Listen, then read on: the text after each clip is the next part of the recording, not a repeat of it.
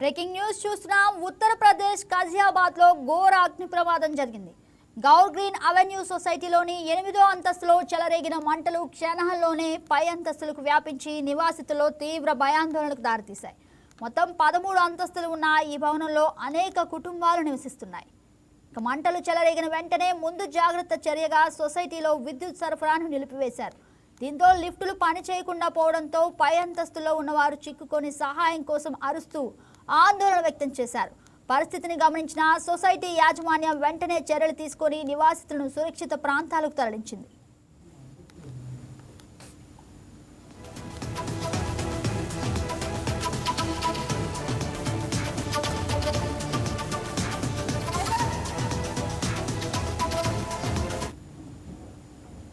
అయితే సమాచారం అందుకున్న అగ్నిమాపక సిబ్బంది ఘటనా స్థలానికి చేరుకుని మంటలను అదుపులోకి తీసుకురావడానికి శ్రమిస్తున్నారు. మంటలను పూర్తిగా అదుపులోకి తీసుకురావడానికి ప్రయత్నాలు కొనసాగుతున్నాయి.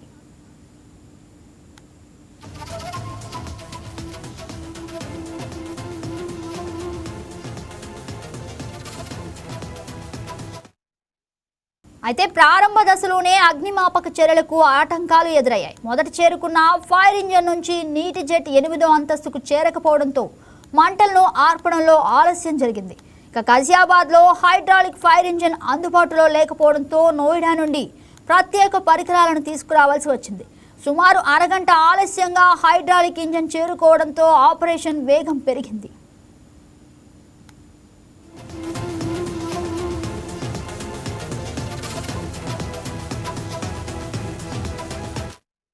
అగ్నిమాపక సిబ్బంది తోడుగా సమీప భవనాల నివాసితులు కూడా సహాయక చర్యల్లో పాల్గొన్నారు.